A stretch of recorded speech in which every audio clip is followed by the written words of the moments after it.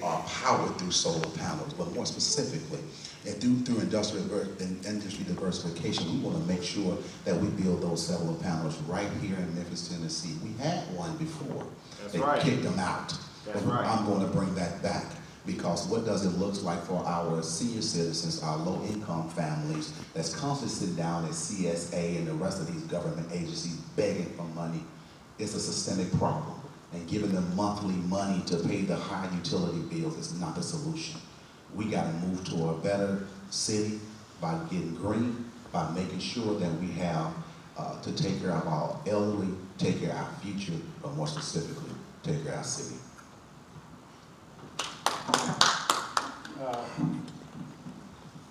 Switch around here a little bit. Ms. Sawyer and Mr. Wilson, tell me about public transportation, what you would do. Mr. Wilson, go first. So when we talk about, let's go back. When we talk about MLGW, we need to make sure that we're very mindful and intentional about what we're doing. Is that we invested so much money into smart meters, but did not invest any money. Sawyer, single-use plastics, what we can do about that, and beverage container deposit, other ways of reducing our demand for landfill. First and foremost, I think we need some public education that's dealing with this. A lot of people do not understand the dynamics of styrofoams, plastic, and things of that nature. And I want to go on record saying that having bottle taxes and bag taxes is not the right way. But the best way to do this, the University of Arkansas has a program right now.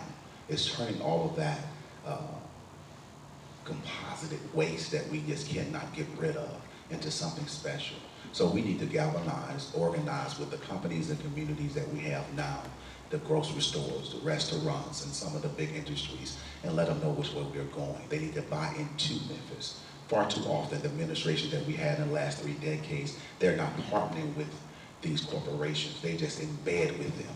That is to say that you pay me, I pay my circle, and let everybody else fail. But me being the advocate for the people of Memphis, Tennessee, we're going to each and every corporation that's here presently, let them know that we're moving to green. We're going to move it in a swift direction, and they have to have an action plan to do that. And we're going to make sure any other business, any other corporations that's coming here understand that we are about the environment and the health of our people. And they want to partner with us, not just come here because the website states that this is the lowest labor city in the United States. They're not coming here because of slave labor. They're coming here and say, I'm here to make sure Memphis become better. We can do it here. We can be a beacon of light to the nation, because what you see here is going on every major black and brown city in the United States. So we fix it here, we fix it across the United States. What I mean by taking the risk is that we have to lead by example. So that means all city vehicles plus the matter system and all other emergency vehicles, we need to turn them to electric and or energy efficient hybrids, to make sure that we're sending signals to our citizens and also to the nation that's saying that we're taking a step first, because it's impossible to ask other citizens to buy electric vehicles when the average excuse me, income here is less than $19,000. If those electric vehicles are affordable, yes, we can do it, but we have to understand what comes with electric vehicles. We need to plug them up, which is going to drive up more cost. So we have to think this thing out critically before we just say that, yes, it's a great thing to do. Some of those vehicles range from $20,000 to $60,000. We can't even afford to get on the bus right now. So we have to be very, very intentional. If we can build them here in Tennessee, make them affordable, raise up the livable wage, make sure that we have efficient energy, other sources, yes, I am for that. But first and foremost, I will lead by example, to make sure that we start off with the government vehicles, and then we move forward to make sure we begin to reduce that pollution. Well, first of all, if it was that simple, that's how it would happen. America in general is lacking in the electric car business. I think Nissan and Mitsubishi and Hyundai are like the #1 manufacturers. So being that I'm proud to be an American, we would probably have to get a contract with Ford, who makes the best, I think, electric cars in America, because I think that it would benefit our country to have a contract with a company that would allow us to have those type of vehicles. And I think the first thing that we could do is we could talk to our corporate gurus like Fred Smith and get him to assist with some of those partnerships, since he has a great relationship with other corporations. But I think the first thing we'd have to do is establish a contract with a company who would provide us some at-cost electric vehicles. And then once we have those vehicles and people see us driving those vehicles, they may be more inclined. Because I know when everybody first saw the new Dodge Chargers, everybody's like, oh, that's what the police are driving. So we have to start investing in our own brands in America. And I do think electric vehicles would be good. Thank you. And you drive a 300. I drive a Chevy. Hey, go ahead, Mr. I Ogletree. drive a Chevy. Trailblazer. I ride a bicycle. Yes, yeah. Okay, well, the first thing we have to do is let the markets decide what kind. 1 minute. When I decided to run for mayor, I found it to be that the mayor is synonymous to the responsibilities of a pastor, which is nurturing people. And that's what I've been doing for 8 years. From there, I've also had administrative leadership at the City Colleges of Chicago as Assistant Dean of Instruction, as well as I've also, with the Chicago Public Schools, served as the chair of the governing boards for the schools where my children were attending. I currently serve as the president of the Rotary Club of Whitehaven and a member of the Rotary Club International, as well as I think those are some good leaderships. I run my house too. And if all of us know how difficult it is and challenging it is running a house with 5 children, then you know, that's what it is. But while I was with the City Colleges of Chicago, I oversaw a departmental budget of over 25 million. That's 1 minute? Cool beans. All right, thanks. For the last 27 years, I have been a corporate executive and a regional vice president for budgets over $200 million. A mayor is a CEO, the ones that can control budgets, procurement standards, bidding processes, and also to be able to be a partnership, but more specifically, to be a master negotiator. And the positions I've been in, I've increased the budget by 15 to 25% by making sure that we invest into the city, the citizens, and making sure that we have efficient product that we have in there. All of that, I just want to say this. When I'm at a table for procurement, for bidding, for building schools, for urban gardens, or whatever the case may be, and someone wants us to buy their service, I have one thing in my mind: the people that I serve. So I have a heart for the people.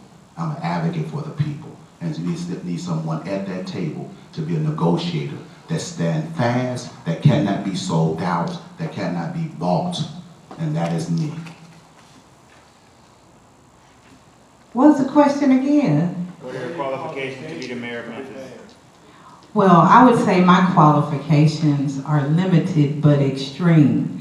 My first qualification, I think, which makes me the most qualified, is I am a people person. In order to be a mayor, you would oversee different departments such as the police, the fire, the school if we had a charter. And by my experience with all people and my life experiences, I think that makes me the most qualified. I met people in jail. I met people in courts. I met people all over Memphis, and they all have needs that are not being met by the current administration. People can talk about what they've done and all the experience that they have, but if you don't have the ability to be a public servant, it's impossible for you to be a mayor.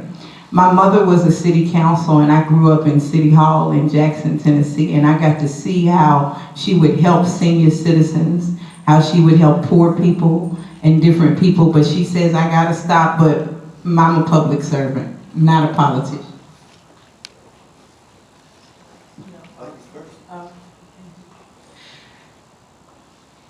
I believe that the city of Memphis needs an advocate. We need someone who is going to stand up for the needs of the people who have not been heard by the current administration and for administrations for a very long time.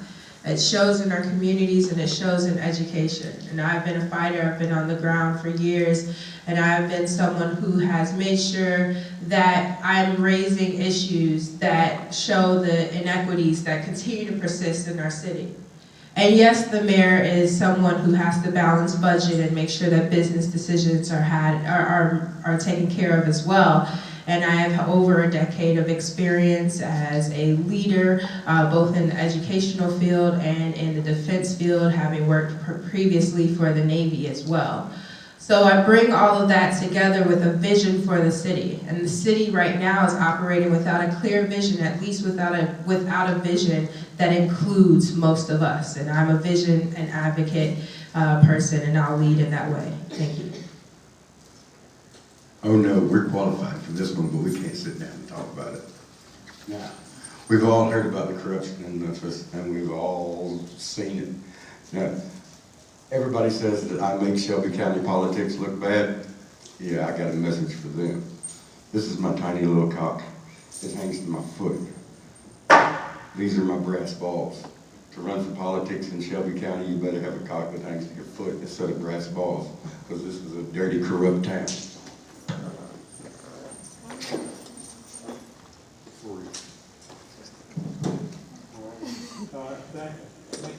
As well as youth jobs, like there are no jobs for our youth. They only have a certain amount. I understand you don't want to hire old people, but like there's no reason, no offense to anybody old, but there's no reason for us not to be able to give a youth a summer job paying them $7, $8, $10, $12 an hour doing something. I do it. I have them rake my yard, cut my yard. That's what I would do. Through my plan of industry diversification, we're going to utilize those closed down schools. We're going to utilize all of that property that the city owns that sit blighted themselves. We're going to turn those into launch pads. Launch pads are the way to propel these youth into the future. We're not preparing them at Shelby County schools at all. We need to have high technology jobs, STEM jobs. We got to get it ready for coding, robotics, and so on and so forth. We talked about electric cars, and we talked about the sustainability. But are the children ready right now for the jobs that's being created for the next 10 years? No, they are not. So we got to couple with and partner with companies and corporations that's moving technology extremely fast. Bring those same exact programs into these lunch pads that I'm speaking of, so the children have somewhere to go. Also, more specifically, we want to integrate that right back into the schools, and we want to bring the community schools right back. We do not want to get in bed with more charter schools that's shipping them further and further out from the communities, that's constantly raping those communities. We want to have that same choice Collierville have in South Memphis, Orange Mound, Smoky City. We want that right there. They should not be bused nowhere. I think that as we talk about having more youth inclusion, we do have to have youth involved in that conversation. I don't think that we have enough social aspects for youth. One of the things I would like to see for Memphis is an all-city youth program. When we created, when air conditioners were created, it caused people to just go into the house to stay under the comforts of the air. It stopped people from being outside.